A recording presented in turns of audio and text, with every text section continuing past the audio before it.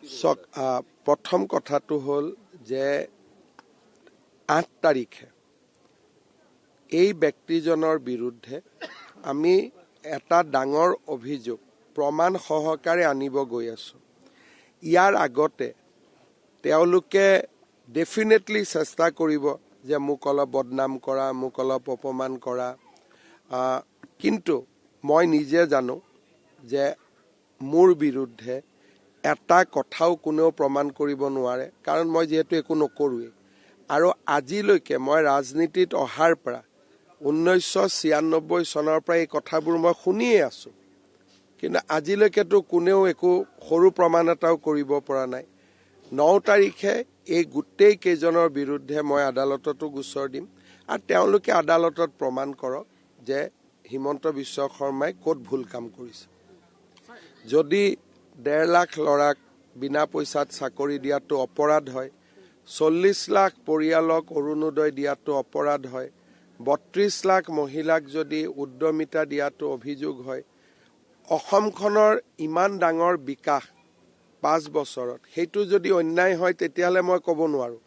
কিন্তু তাক বাদ দি আজিও মই প্ৰত্যাহ্বান জনাই ক'ব পাৰো যে এই গোটেই কেইজন কংগ্ৰেছী এওঁলোক হ'ল এটা ক'ব গ'লে অসমখনক বিক্ৰী কৰিবলৈ উঠি পৰি লগা এটা পাৰ্টি। তেওঁলোকৰ আৰু একো নাই।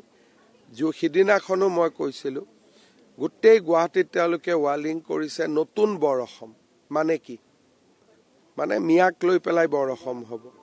এই কথাবোৰ আমাৰ মানুহে তেওঁলোকক দেখি আছে। তেওঁলোকে ভাবিছে যে মানুহে তেওঁলোকক দেখি থকা নাই, মানুহে তেওঁলোককো দেখি আছে।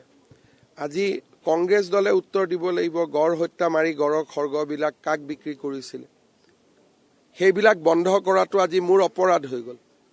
গড় হত্যা বন্ধ কৰাটো মোৰ অপৰাধ হ'ল। 1,60,000 ল'ৰাক টকা নোখোৱাকৈ চাকৰি দিয়াটো অপৰাধ হ'ল। এইবিলাক হ'ল মোৰ অপৰাধ।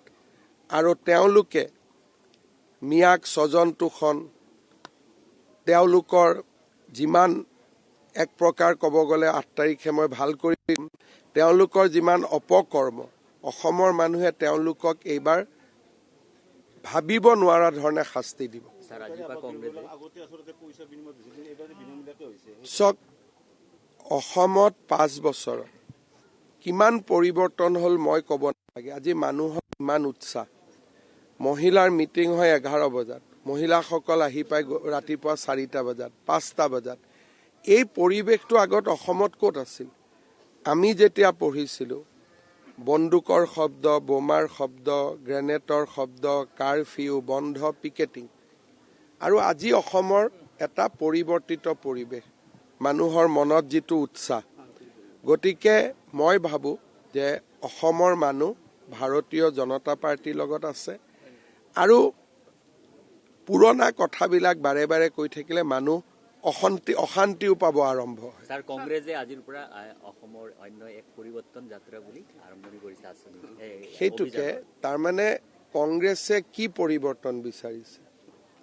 প্ৰথম আমি গড় হত্যা বন্ধ কৰিলোঁ, তেওঁলোকে আকৌ আগলৈকে পৰিৱৰ্তন কৰিব খোজে যাতে গড় হত্যা আৰম্ভ হয়। আমি টকা নিদিয়াকৈ চাকৰিৰ ব্যৱস্থা কৰিলোঁ। এতিয়া এইটো তেওঁলোকে কি পৰিৱৰ্তন কৰিব? মানে টকা লৈ পেলাই চাকৰি দিয়া। পৰিৱৰ্তন কৰিবলগীয়াটো একো নাই। এতিয়া পৰিৱৰ্তন কৰিলে উল্টা পৰিৱৰ্তনহে কৰিব লাগিব। গাড়ীৰ চকাটো আগৰ ফালে গৈছে। তেওঁলোকে ক'ব লাগে যে বৰ্তমান হোৱা পৰিৱৰ্তনক আমি আৰু অধিক ত্বৰান্বিত কৰিম, যে চাকৰি নিদিয়াকৈ, ঘোষ নিদিয়াকৈ 1.5 লাখ চাকৰি হৈছে, অহাবাৰ আমি 3 লাখ কৰিম। তাৰমানে পৰিৱৰ্তনটোক আৰু দুৰন্ত কৰিম, ক্ষিপ্ৰ কৰিম। তেওঁলোকে কৈছে পৰিৱৰ্তন কৰিম, তাৰমানে টকা নিদিয়াকৈ দিয়া চাকৰিটো এতিয়া টকা দিয়ালৈ পৰিৱৰ্তন কৰিব। আৰু কি পৰিৱৰ্তন কৰিব তেওঁলোকে?